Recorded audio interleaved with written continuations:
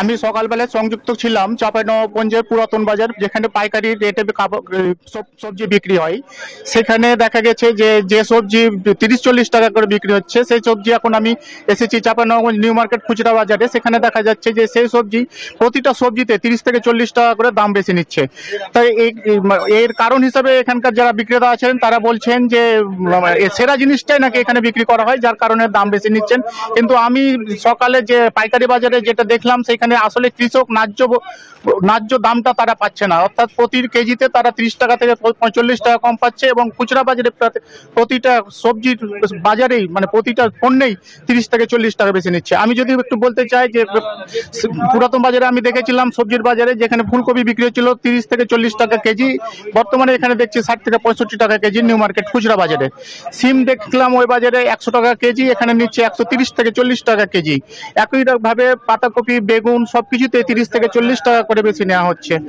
আর যে কৃষক ন্যায্য দামটা পাচ্ছে না, সেই ন্যায্য দামের কারণেই জি জি জি আমরা আমরা এখন চলে যাচ্ছি রাঙ্গামাটিতে মোমোর কাছে। মোমো।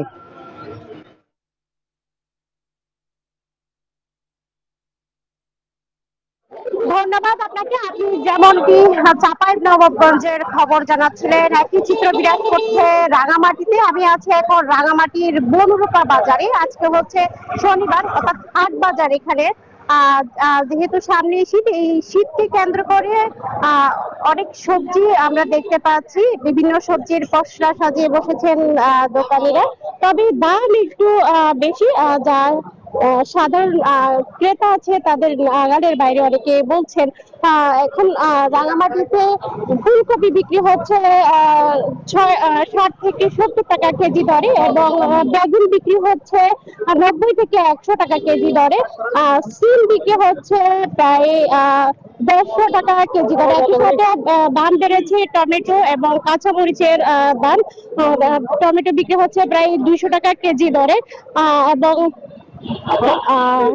কাঁচামরিচও বিক্রি হচ্ছে প্রায় 250 টাকা কেজি দরে, এমনটি জানিয়েছে। যেহেতু এটি পাহাড়ি একটি হাট, দূর দূরান্ত থেকে বিক্রেতারা এখানে কিন্তু হাটে নিয়ে আসেন সবজিগুলো, যার কারণে বেশি দামে কিনে আনার কারণে তারা বেশি দামে বিক্রি করছে, এমনটা জানিয়েছে। তবে আমরা যেটা দেখতে পাচ্ছি, যেহেতু সামনে শীত এবং শীতের সবজি ভরপুর রাঙামাটি হাটে, কিন্তু এই সবজি বাজারের যে দাম, সে দাম নিয়ন্ত্রণ রাখার জন্য প্রশাসনের পক্ষ থেকে যদি মনিটরিং করা হয়, তাহলে দামটা কিছুটা নিয়ন্ত্রণে আসবে, এমনটা জানিয়েছিল ক্রেতারা আমাদেরকে।